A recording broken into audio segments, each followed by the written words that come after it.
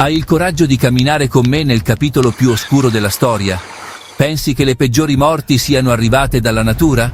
I vulcani? Gli tsunami? No, le peggiori morti sono state create dall'uomo per l'uomo. E questo è quel capitolo di cui i musei scelgono di tacere. Preparati, perché stiamo per sollevare il velo su una verità amara. Numero 7. Crocifissione. Qui siamo in Italia, dove Roma metteva in atto uno dei metodi più terrificanti della storia, la crocifissione. L'obiettivo non era solo porre fine alla vita, ma creare terrore pubblico. Il condannato portava la pesante trave e veniva fissato al legno davanti agli occhi della folla. Resisteva per ore, o persino giorni sotto il sole cocente, affinché tutti vedessero il messaggio di Roma. Se resisti, questo sarà il tuo destino. Numero 6. Bruciare sul rogo. Europa medievale, dove una semplice accusa poteva segnare la fine di una vita. Donne accusate di stregoneria o uomini per idee diverse venivano puniti nelle piazze cittadine davanti alla gente. Il fuoco bruciava non solo i corpi, ma anche la libertà di pensiero. Questa scena era più di una punizione, uno strumento politico-religioso per controllare la società. Numero 5. Ruota della tortura. Uno dei simboli della crudeltà in Europa, la ruota della tortura. Il condannato, dopo pesanti colpi, veniva legato alla ruota ed esposto al pubblico.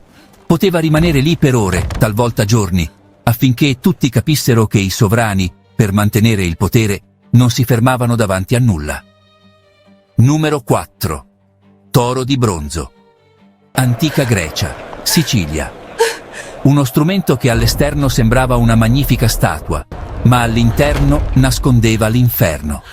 Il condannato veniva rinchiuso dentro il toro di bronzo e con il fuoco acceso sotto, la statua diventava rovente.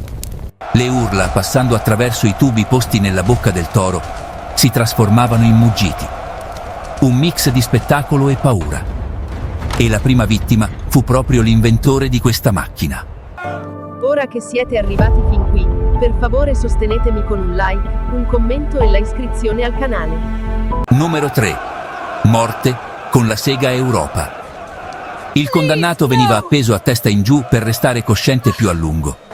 Poi iniziava l'esecuzione e la folla assisteva nelle piazze a questo spettacolo esemplare. Non era soltanto la fine di una vita, ma uno strumento per iniettare paura nella società. Numero 2. Metallo fuso. In Mongolia, in Iran e nell'antica Roma, il tradimento e l'avidità venivano puniti con il terribile supplizio del metallo fuso. Il metallo incandescente veniva versato nel corpo del condannato e distruggeva tutto all'istante.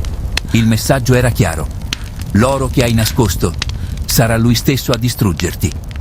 E ora, l'ultima e la peggiore morte. Il numero 1.